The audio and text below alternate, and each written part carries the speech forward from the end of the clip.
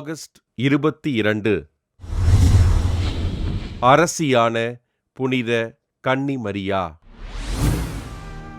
அகில உலக திருச்சபை 1954 ஆண்டினை புனித மரியன்னைக்கு அர்ப்பணித்து கொண்டாடி வந்த வேளையில் புனித மரியன்னையின் மீதான பக்தி அதிகரிக்க தொடங்கியது.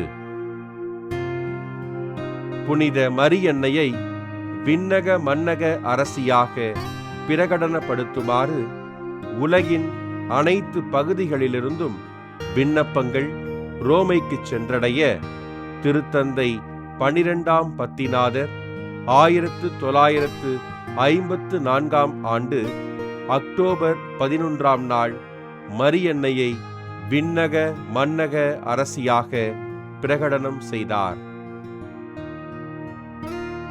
கபிரியேல் வானதூதர் மரியன்னைக்கு தூதுரைத்த போதும் மரியன்னையை எலிசபெத்து வாழ்த்திய போதும் கூறிய வார்த்தைகளை ஏற்றுக்கொண்ட தொடக்க கால கிறிஸ்தவர்கள் அன்னை மரியாவை ஆண்டவரின் தாய் என்று புகழ்ந்தேத்தினார்கள்.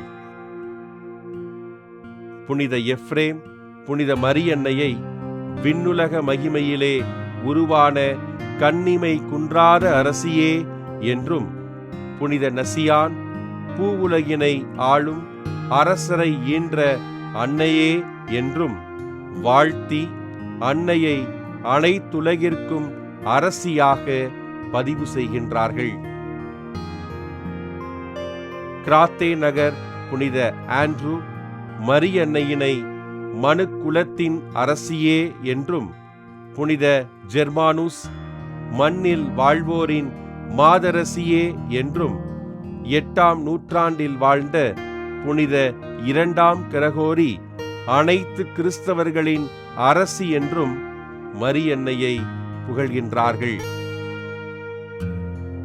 திருத்தந்தை 9ஆம் பத்திநாதர் விண்ணுக்கும் மண்ணுக்கும் மேலாக உயர்த்தப்பட்ட எங்கள் அன்பு தாயே, மாந்தர்களின் அன்னையே, எங்களுடைய மீட்புக்கான செயலை தாய்க்குரிய அன்போடு அணுகுவீராக என்று அன்போடு மன்றாடுகிறார்.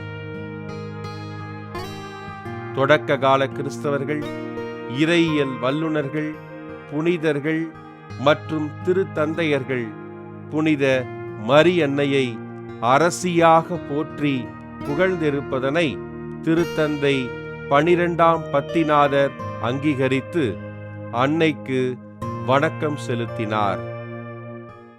புனித கன்னி மரியா அரசியாக உயர்த்தப்பட்ட நாளை கொண்டாடுகின்ற நாம் நமது நாட்டின் அரசியல் தலைவர்களுக்காகவும் அவர்கள் நன்கு ஆட்சி புரிந்திட வேண்டும் என்றும் ஜெபிப்போம்.